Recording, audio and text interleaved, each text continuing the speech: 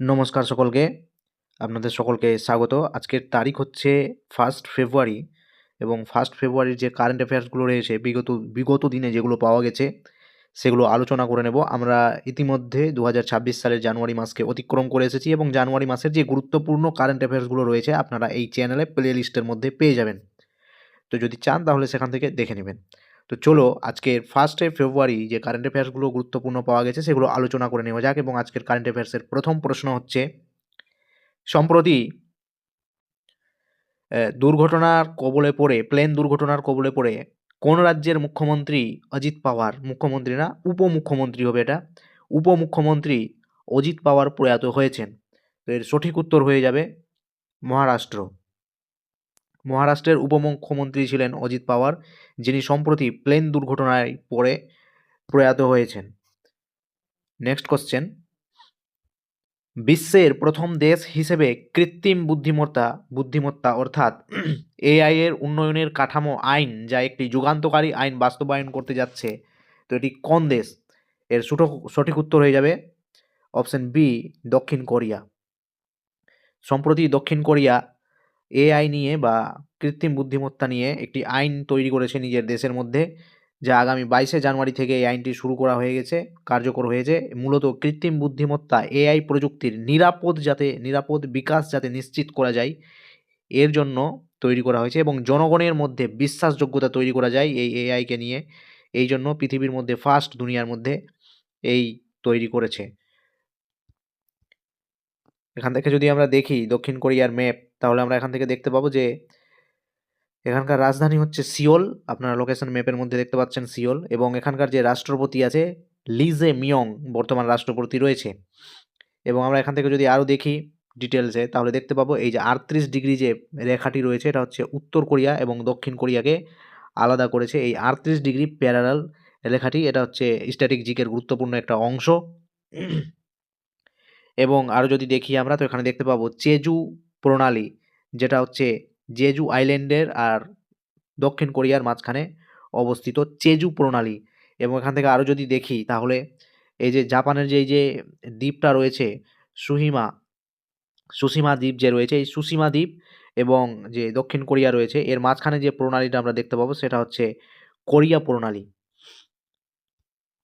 আচ্ছা, 3 নম্বর প্রশ্ন, ভারতীয় রেলওয়ে বিশাখাপত্তনম রেল স্টেশনে তাদের প্রথম হিউম্যানয়েড রোবট মোতায়েন করেছে, তো এই রোবটের নাম কি? এর সঠিক উত্তর হয়ে যাবে অপশন ডি, এএসসি অর্জুন। তো ভারতীয় রেলওয়ে যে রয়েছে, রেলওয়ে ডিপার্টমেন্ট, ভারতীয় রেলওয়ে বিভাগ সম্প্রতি রেল স্টেশনে তাদের হিউম্যানয়েড রোবট তৈরি করেছেন, যার নাম হচ্ছে এএসসি অর্জুন মোতায়েন করেছেন। তো এটি সম্পূর্ণ দেশীয় প্রযুক্তিতে ব্যবহার করে রেলওয়ে সুরক্ষা বাহিনী দ্বারাই তৈরি করা হয়েছে। এই রোবটটি এআই ভিত্তিক সিস্টেমের মাধ্যমে যাত্রীদের সহায়তা করে নিরাপত্তা এবং নজরদারি রাখতে সহায়তা করে। এএসসি অর্জুন দেশীয় প্রযুক্তিতে তৈরি করা হয়েছে, যা ভারতের স্বনির্ভরতা যে হচ্ছে ভারত ধীরে ধীরে, সেটা একটা জোরদার কদম বলা যেতে পারে। রেলওয়ে সুরক্ষা বাহিনী অর্থাৎ আরপিএ, রেলওয়ে প্রোটেকশন ফোর্স, এটা বিশাখাপত্তনম এখানে তৈরি করা হয়েছে। তো স্থানীয় পরিচালকগত প্রয়োজনীয়তার উপর দৃষ্টি দেওয়া হয় এখানে। ভারতীয় নিরাপত্তা বাহিনীর মধ্যে উদ্ভাবনী ক্ষমতা দেখতে পাওয়া যায়। বৃহত্তর আত্মনির্ভর যে ভারত হচ্ছে সেটা একটা গুরুত্বপূর্ণ ইঙ্গিত এগুলো থেকেই পাওয়া যাচ্ছে। আজকে 4 নম্বর প্রশ্ন, যে বিশ্বের বৃহত্তম কম্প্রেসড এয়ার এনার্জি স্টোরেজ কেন্দ্র কে চালু করেছে? এর সঠিক উত্তর হয়ে যাবে অপশন বি, চীন শুরু করেছে এটা। কম্প্রেসড এয়ার এনার্জি সংরক্ষণ কেন্দ্র শুরু করেছে চীন। বিশ্বের বৃহত্তম সংকুচিত বাতাস অর্থাৎ কম্প্রেসড এয়ার এনার্জি কেন্দ্রটি যে রয়েছে চীনের জিয়াংসু প্রদেশে এটা চালু করা হয়েছে। দেশটির সবুজ রূপান্তরকে সমর্থন করেন, অর্থাৎ গ্রিনারিকে সমর্থন করছেন। সম্প্রসারণের এটি একটি বড় পদক্ষেপ। প্রকল্পটি নির্মাণ কাজে অংশগ্রহণকারী হারবিন ইলেকট্রিক কর্পোরেশনের এক বিবৃতি অনুসারে এখানে বলা হয়েছে যে 2400 মেগাওয়াট পার ঘন্টা সম্পন্ন এই বিদ্যুৎ কেন্দ্রটি 600 মেগাওয়াট বিদ্যুৎ উৎপাদন করতে পারে এবং এখানে 6 লক্ষ পরিবারকে বার্ষিক বিদ্যুতের চাহিদা পূরণ করতে পারে। তো এখানে আপনারা ছবি দেখতে পাচ্ছেন যে এখানে বিদ্যুতের যে এই কম্প্রেসড এনার্জি স্টোরেজ। তো এখানে বায়ুকোল থেকে প্রথমে এই শক্তিটা নেওয়া হবে এবং পরে এটা পাঠিয়ে দেওয়া হবে ভূ অভ্যন্তরে একটা ফাঁকা জায়গা তৈরি করে রাখা হয়েছে, শূন্য স্থান। তো এইখানে হচ্ছে এটাকে কম্প্রেসড করে রাখা হবে এবং পরবর্তীতে ডায়নামোর মাধ্যমে এটাকে বিদ্যুতে রূপান্তরিত করে ডিস্ট্রিবিউট করে দেওয়া হবে। তো এইভাবে এটা কাজ করবে। আজকের 5 নম্বর প্রশ্ন, ভারতীয় ডাক্তার 2025 সালে উইলি রিসার্চ হিরোজ পুরস্কার কে জিতেছেন? এটির সঠিক উত্তর হয়ে যাবে অপশন এ, চক্রকান্ত লহরিয়া। ভারতীয় জনস্বাস্থ্য বিশেষজ্ঞ ডক্টর চক্রকান্ত লহরিয়ায় ইম্প্যাক্ট রিয়ন্ড একাডেমিয়া বিভাগে উইলি রিসার্চ হিরোজ পুরস্কার 2025 জিতেছেন। নীতিভিত্তিক স্বাস্থ্য গবেষণা, অন্তর্ভুক্তিমূলক গবেষণা প্রভাবে তিনি প্রথম ভারতীয় যিনি বিশ্বব্যাপী স্বীকৃতি অর্জন করেছেন। উইলি রিসার্চ হিরোজ পুরস্কার সম্পর্কে, উইলি রিসার্চ হিরোজ পুরস্কার বিশ্বব্যাপী সেই সব গবেষকদের দেওয়া হয় যারা গবেষণায় অন্তর্ভুক্তিমূলক এবং উদ্ভাবনী অর্থাৎ নতুনত্ব কিছু আবিষ্কার করেন, প্রভাবশালী যারা থাকেন তাদেরকে দেওয়া হয়। 2025 সালে সংস্করণটি বিশ্বব্যাপী 2000টার বেশি মনোনয়ন পেয়েছে, যার মধ্যে মাত্র 5 জন গবেষককে নির্বাচিত করা হয়েছে, আর তার মধ্যে একজন আমাদের হচ্ছেন চক্রকান্ত লোহিয়া। এই পুরস্কারগুলির এমন গবেষণার উপর দেওয়া হয় যা একাডেমিক জ্ঞান, বাস্তব বিষয়ের নীতি বাস্তবায়নের মধ্যে ব্যবধান পূরণ করা, কেবলমাত্র পণ্ডিতিক প্রকাশনার মধ্যে সীমাবদ্ধ না থেকে যে বাস্তব জীবনের যে প্রয়োগ করছে যারা, তাদেরকে এইগুলো ক্ষেত্রে এই পুরস্কারটা দেওয়া হয়। আজকে 6 নম্বর প্রশ্ন, WPL অর্থাৎ উইমেন্স প্রিমিয়ার লিগের প্রথম খেলোয়াড় কে হয়েছেন যে 100 রান পূর্ণ করেছেন? এর সঠিক উত্তর হয়ে যাবে নেট সাইবার ব্রন্ট। নেট সাইবার ব্রন্ট যিনি প্রথম আমাদের 100 রান পূরণ করেছেন WPL এ। তো WPL এটি শুরু হয়েছিল 2023 সাল থেকে, যার ফার্স্ট উইনার ছিল মুম্বাই ইন্ডিয়ান্স এবং সেকেন্ড 2024 সাল উইনার ছিল রয়্যাল চ্যালেঞ্জার্স ব্যাঙ্গালোর, এবং 2025 সালে যে লাস্ট ইয়ার হয়েছে সেটি হচ্ছে মুম্বাই ইন্ডিয়ান্স, এবং 2026 সালে চতুর্থতম সংস্করণ এর অলরেডি চলছে। ৭৭তম প্রজাতন্ত্র দিবস 2026 উপলক্ষে কাকে দেশের সর্বোচ্চ শান্তিকালীন বীরত্বের জন্য পুরস্কার অশোক চক্র দেওয়া হয়েছে? তো এর সঠিক উত্তর হয়ে যাবে আমাদের যে শুভাংশু শুক্লা মহাশয় রয়েছে তাকেই দেওয়া হয়েছে। গ্রুপ ক্যাপ্টেন শুভাংশু শুক্লাকে এই পুরস্কারটা দেওয়া হয়েছে। ৭৭তম প্রজাতন্ত্র দিবস উপলক্ষে ভারতীয় বিমান বাহিনীর যিনি গ্রুপ ক্যাপ্টেন গগনযান মহাকাশচারী শুভাংশু শুক্লাকে দেশের সর্বোচ্চ শান্তিকালীন বীরত্বের পুরস্কার দেওয়া হয়েছে। অশোক চক্র প্রদান করা হয়েছে। রাষ্ট্রপতি শুভাংশু শুক্লাকে অশোক চক্রে ভূষিত করেন। আন্তর্জাতিক মহাকাশ স্টেশনে ISS ইন্টারন্যাশনাল স্পেস স্টেশন ভ্রমণ এবং অবস্থানকালে মহাকাশ কর্মসূচিতে অবদানের জন্য ভারতীয় বিমান বাহিনীর গ্রুপ ক্যাপ্টেন শুভাংশু শুক্লাকে সর্বোচ্চ শান্তিকালীন সামরিক সম্মান অশোক চক্র প্রদান করা হয়েছে। শুভাংশু শুক্লার গল্পেই দেখা যায় যে সাহস কেবল যুদ্ধক্ষেত্রে নয়, বরং মহাকাশের উচ্চতার জন্যও। লখনৌয়ের একজন তরুণ স্বপ্নদ্রষ্টা থেকে মহাকাশযানের নিয়ন্ত্রণ পর্যন্ত শুক্লার যাত্রা ভারতের মহাকাশের স্বপ্নের জন্য একটি মোড় ঘুরিয়ে দিয়েছে। 25শে জুন আমরা জানি যে এক্সিওম মিশন যে হয়েছিল, এক্সিওম 4 মিশন 25শে জুন 2025 তারিখে এক্সিওম 4 মিশনে এই গ্রুপ ক্যাপ্টেন যে ছিল শুভাংশু শুক্লা তিনি আন্তর্জাতিক মহাস্টেশনে ভ্রমণ করেছিলেন এবং তিনি ভারত থেকে নেতৃত্ব দান করেছিলেন। উইং কমান্ডার রাকেশ শর্মার পর শুভাংশু শুক্লা হলেন মহাকাশে উড়ে যাওয়া দ্বিতীয় ভারতীয় মহাকাশচারী। শুভাংশু শুক্লা মহাকাশে উল্লেখযোগ্য সময় কাটিয়েছেন। 14ই জুলাই তিনি পৃথিবীতে ফিরে এসেছেন, সেখানে প্রায় 20 দিন কাটিয়েছিলেন মহাকাশে। মহাকাশে থাকাকালীন তিনি জৈব চিকিৎসা, বিজ্ঞান, স্নায়ুবিজ্ঞান, কৃষি, মহাকাশ প্রযুক্তি, উন্নত পদার্থবিজ্ঞানের মতো বিভিন্ন ক্ষেত্রে 60টিরও বেশি পরীক্ষা নিরীক্ষা তিনি চালিয়েছেন।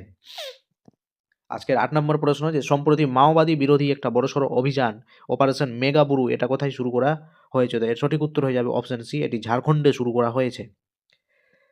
ঝাড়খণ্ডের পশ্চিম যে সিংভূম জেলার মাওবাদী বিরোধী একটা বড় অভিযান, যে 16 জন মাওবাদী নিহত হন, যার মধ্যে শীর্ষ সিপিআই নেতা অনল ওরফে পাতিরাম মানজিও ছিলেন। অপারেশন মেগাবুরু এটা হচ্ছে সিপিআইএম এর বিরুদ্ধে একটি পরিসরে বিদ্রোহী অভিযান, যা ঝাড়খণ্ডের শেষ প্রধান মাওবাদী শক্ত ঘাঁটিগুলির মধ্যে একটি সারান্ডা বন অঞ্চলে পরিচালিত এটি চালু হয়েছিল জানুয়ারি 2026 সালে। অবস্থান হচ্ছে কুমদি এলাকা, কিরিবুরু থানা, পশ্চিম সিংভূম জেলা এবং ঝাড়খণ্ড।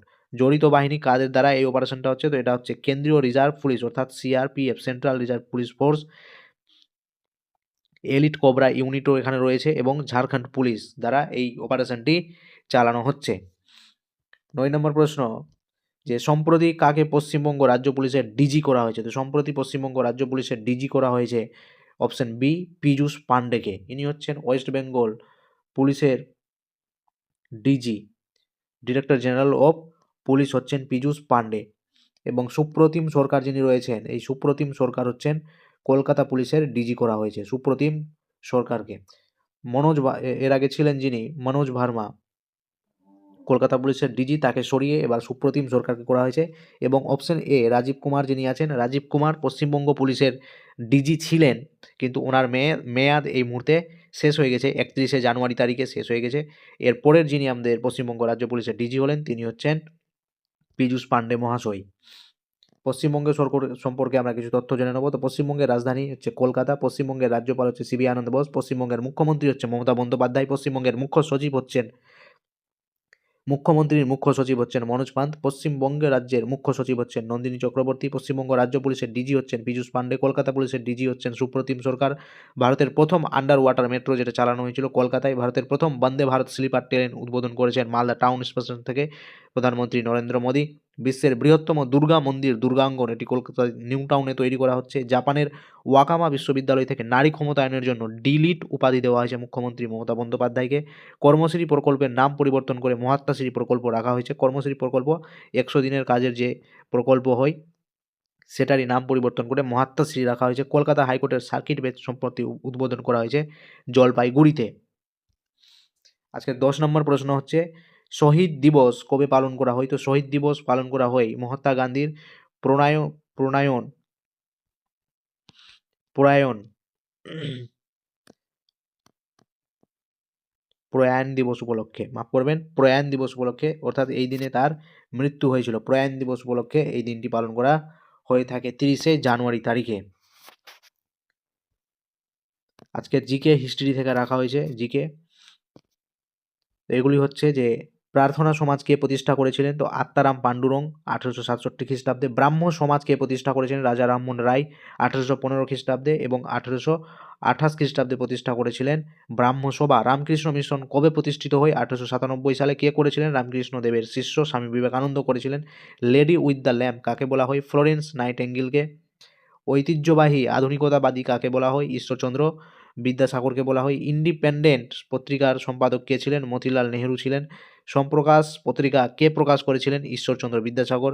বেঙ্গল গেজেট পত্রিকার সম্পাদক কে ছিলেন? James Augustus Hicky. বাংলা ভাষায় প্রকাশিত প্রথম মাসিক পত্রিকার নাম কি ছিল? দিকদর্শন। তত্ত্ববোধিনী সভা কে প্রতিষ্ঠা করেছিলেন? তো দেবেন্দ্রনাথ ঠাকুর প্রতিষ্ঠা করেছিলেন। এই ছিল আজকের 10টি জিকে হিস্ট্রি থেকে। আজকের রিভিশন কোশ্চেন টুডেজ উত্তর দেবে। উত্তর এখানে দেওয়াই আছে যে উত্তরপ্রদেশের প্রথম শূন্য তাজা বজ্র ড্যাম্প শহর হয়ে উঠেছে কোন শহর? তো এটি সঠিক উত্তর হয়ে যাবে লখনৌ শহর।